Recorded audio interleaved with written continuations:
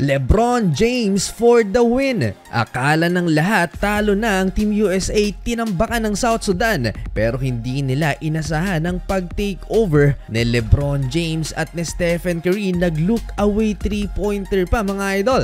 Parang prime LeBron James lang mga idol sa pagsisimula ng laban kontra South Sudan. Eto na ang pangatlo sa laban ng mga Amerikano overseas. At ngayon naman nangyari to sa London. Nakaharap ni LeBron James ang former Laker na si Wenyen Gabriel. Showtime na showtime itong si LBJ sa first quarter, 10-2 run para simulan ng opening frame. Nakahabol naman kaagad ng South Sudan Stephen Curry off the screen 3-pointer mula sa assist na LeBron James. Sa running dunk ng player na to, nakalamang mga idol ng African team sa Team USA. 17 years old pa lamang ang batang ito, 7'2" ang tangkad at 5-star recruit na nag-commit sa Duke University. Yan si Kaman Maluak. A little bit surprise ang Team USA dito sa first quarter dahil lamang ang South Sudan 26-24. Di pa kumakana dyan ng NBA G League MVP noong 2023 na si Carlik Jones. Second quarter, hindi pa dito natatapos ang kalbaryo ng Team USA dahil itong mga big man ng South Sudan mga idol may tira din sa labas. Plus nagsimula ng kumana itong si Carlik Jones.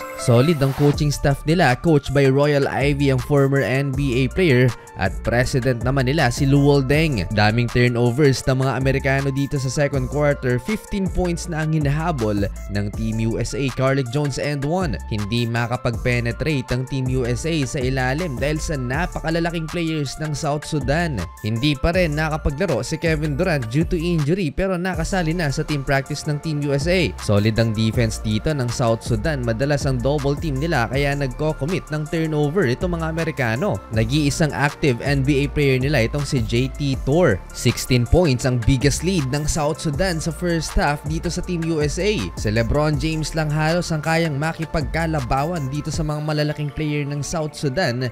And one play papatapos ang first half. 58-44, lamang ng 14 points ang African team. Leading scorer pa si LBJ with 12 points mga idol for Team USA. Second half, starting 5 na ang second unit ng Team USA. Na-posterize ni Nuni Omot itong si Anthony Davis. Halimaw na putback dunk, napahiya si Anthony Davis. Nakabawi naman kaagad sa depensa itong si AD mga idol, nabutata niya. Baba sa single digit ng hinahabol ng Team USA, Anthony Edwards from the corner 3-pointer. Pero itong si Maluak may tira din sa labas. Alam nyo ba mga idol na yung nagpahirap din sa Team USA sa scrimmage, ang 17 years old na si Cooper Flagg ay nag-commit din sa Duke. Balik kakampi niya mga idol si Maluak. Nag-aala Stephen Curry naman itong si Mariel Shayok. So far 5 3-pointers na mga idol. Nakasagot ng 3 din si LeBron at napakagandang assist sa backdoor cut ni Jrue Holiday. Under 3 minutes remaining, Stephen Curry look away 3-pointer kontra sa 7-footer 17 years old.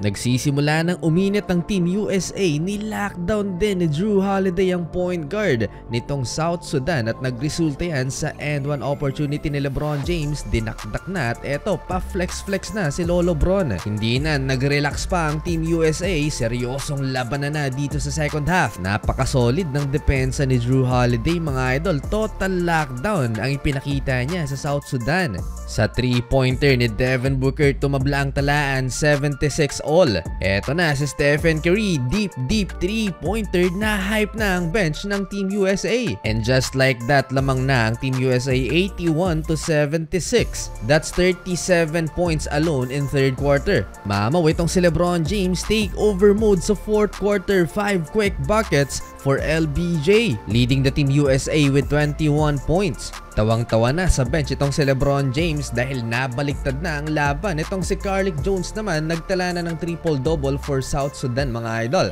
Down the stretch lamang na ng 7 points ang Team USA. Grabe yung hustle ni LeBron James, talagang sumasabay sa depensa. Hindi pa tapos ang laban last 2 minutes dahil itong si Shayok na ipasok ang kanyang pang-anim na 3-pointer, 99-95. Last 49 seconds, Shayok again, 2-pointer, 99-97. And from the corner, JT Thor of the Charlotte Hornets take back the lead for South Sudan, 100-99. And last 20 seconds, masasagot na ang katanungan kung sino ang titira para makuha ulit ng Team USA ang kalamangan. At yan ay si LeBron James driving layup 101-100. Muntik-muntik na mga idol, Carlik Jones for the win pero nagmintis sa huli, nakaligtas ang Team USA.